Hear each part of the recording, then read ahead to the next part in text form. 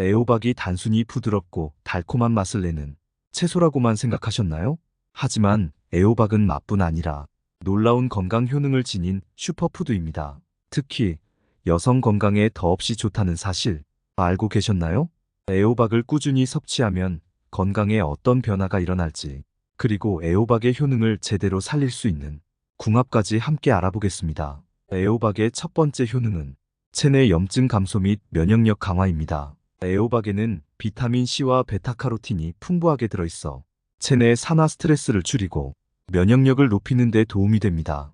비타민 C는 활성산소를 제거하는 강력한 항산화제 역할을 하여 세포의 노화를 방지하고, 베타카로틴은 체내에서 비타민 O로 전환되어 면역력을 높이고 감염을 예방하는 데 중요한 역할을 합니다.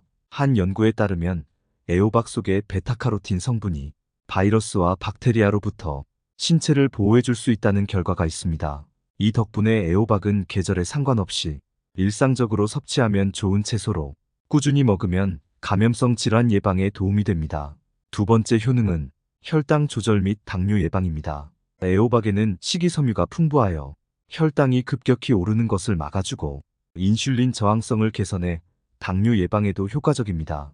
애호박의 섬유질은 소화 속도를 늦춰주어 포만감을 오래 유지하게 하고, 식사 후 혈당이 천천히 오르게 도와줘 당뇨 환자에게 매우 유익한 식품입니다. 2019년 발표된 당뇨 학회 연구에 따르면 식이섬유가 풍부한 식단은 당뇨 관리에 필수적인 것으로 보고되었습니다. 따라서 애호박을 식단에 포함하면 혈당 조절이 용이하고 꾸준히 섭취할 경우 당뇨 예방에도 효과적입니다. 세 번째 효능은 체중 관리와 소화 개선입니다. 애호박은 칼로리가 낮고 수분 함량이 높아 체중 조절에 도움을 줄 수 있는 채소입니다. 한 연구에서는 애호박을 꾸준히 섭취하는 사람들이 그렇지 않은 사람들보다 체중과 체지방이 감소하는 경향을 보였다고 합니다.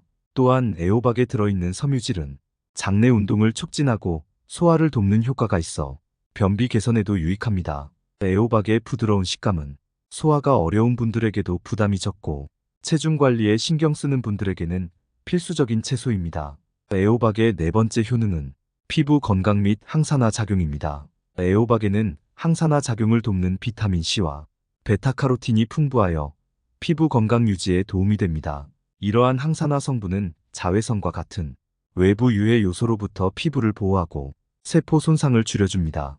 특히 베타카로틴은 자외선으로 인해 발생할 수 있는 피부 손상과 염증을 억제해 건강한 피부를 유지하는 데 도움이 됩니다.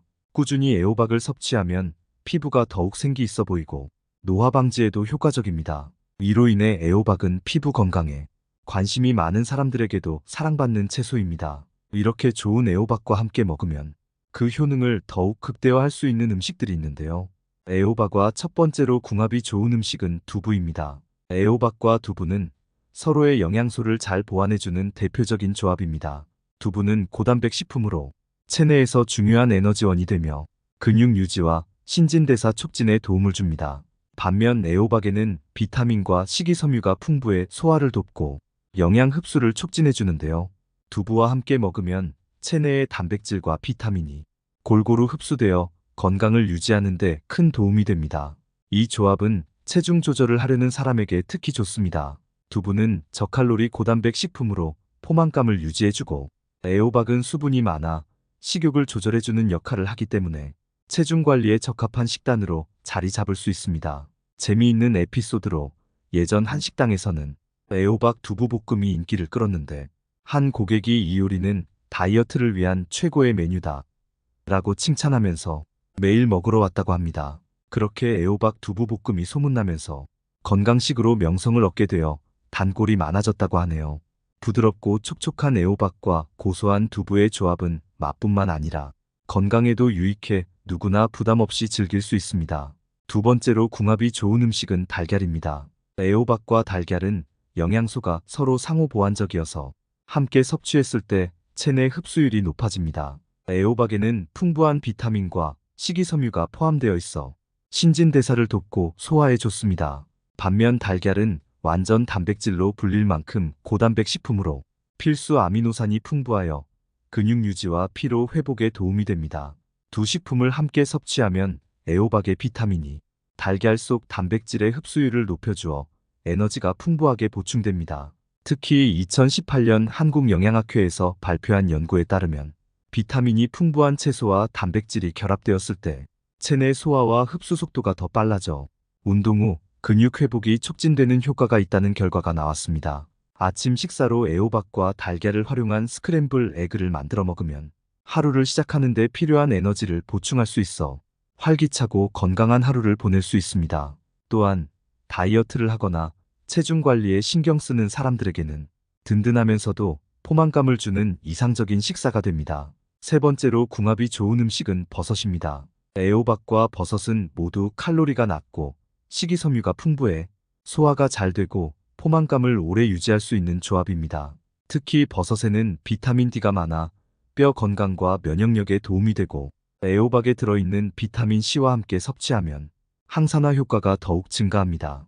버섯의 쫄깃한 식감과 애호박의 부드러움이 어우러져 풍부한 맛을 내기 때문에 다양한 요리로 활용하기에도 좋습니다. 한 가지 재미있는 에피소드가 있는데요.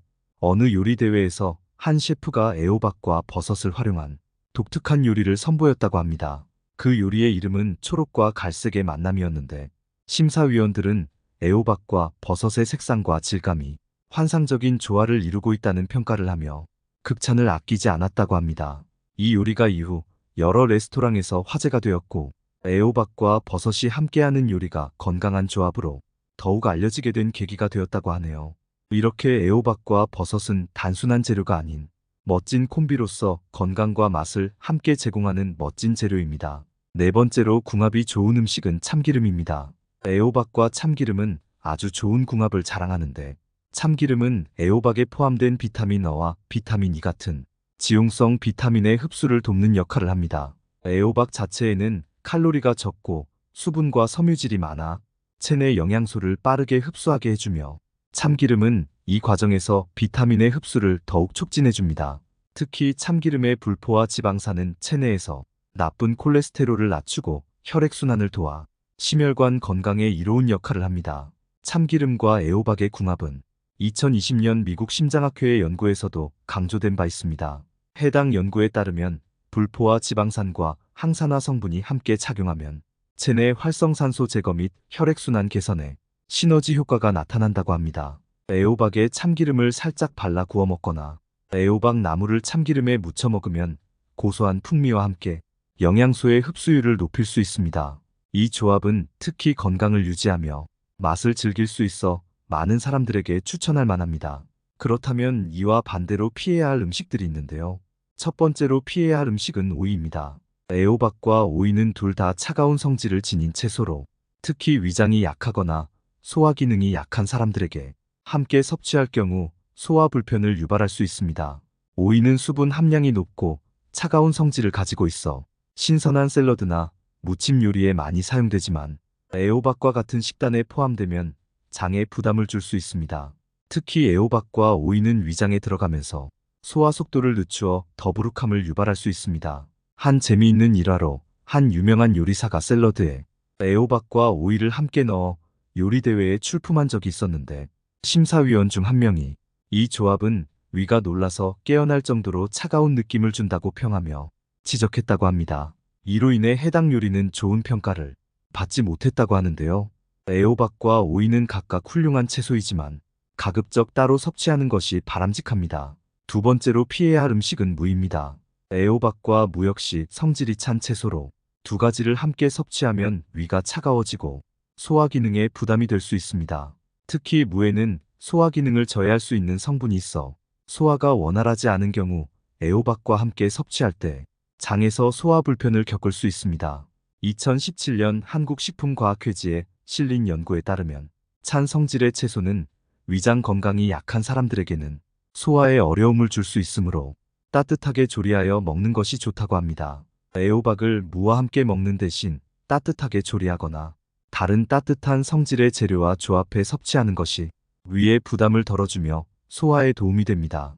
세 번째로 피해야 할 음식은 녹차입니다. 애호박과 녹차는 철분 흡수에 부정적인 영향을 미칠 수 있습니다. 애호박은 철분이 풍부하여 빈혈 예방에 좋은 채소 중 하나인데 녹차에는 타닌이라는 성분이 포함되어 있어 체내 철분 흡수를 방해할 수 있습니다. 따라서 애호박과 녹차를 함께 섭취할 경우 애호박에 포함된 철분이 충분히 체내에 흡수되지 못하고 배출될 수 있습니다. 실제로 한 가지 사례로 빈혈을 앓고 있는 사람이 애호박을 녹차와 함께 매일 섭취했는데도 빈혈 증상이 개선되지 않아 병원을 찾은 경우가 있었다고 합니다. 의사는 녹차에 포함된 타닌이 철분 흡수를 방해한 것을 발견하고 녹차와 애호박을 따로 섭취하도록 권유했습니다. 그 이후로 해당 환자는 빈혈이 개선되었다고 합니다. 철분 섭취가 필요한 사람들은 애호박을 섭취할 때 녹차는 식후 12시간 후에 마시는 것이 좋습니다. 네 번째로 피해야 할 음식은 식초입니다. 애호박과 식초를 함께 섭취하는 것은 가급적 피하는 것이 좋습니다. 애호박은 따뜻하고 부드러운 성질을 가진 채소로 위장에 부담을 주지 않지만 식초는 산성이 강해 위산을 과도하게 자극할 수 있습니다. 특히 위장이 예민한 사람들은 애호박과 식초가 만났을 때 소화 불편을 겪거나 속 쓰림을 경험할 수 있습니다. 한 재미있는 에피소드로 한 요리 초보자가 애호박 무침을 만들 때 식초를 과하게 넣어 요리를 했던 경험이 있는데 가족들이 한 입 먹고는 모두 속이 불편하다고 표현해 식사가 중단되었다고 합니다. 결국 그 후로는 애호박 무침에 식초를 아예 넣지 않기로 했다고 합니다.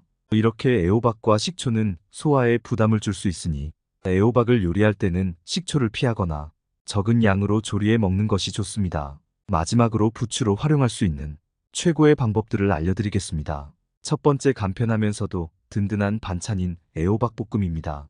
애호박을 얇게 썰어 소금, 마늘, 양파 등과 함께 간단하게 볶아내면 누구나 쉽게 만들 수 있는 애호박 볶음이 완성됩니다. 애호박 볶음은 한식 반찬 중 하나로 달큰하면서도 부드러운 애호박의 맛을 그대로 즐길 수 있는 요리입니다. 볶을 때 참기름이나 올리브유를 약간 넣어주면 고소한 맛이 더해지고 애호박의 지용성 비타민이 잘 흡수되어 영양가가 높아집니다. 두 번째는 애호박전입니다.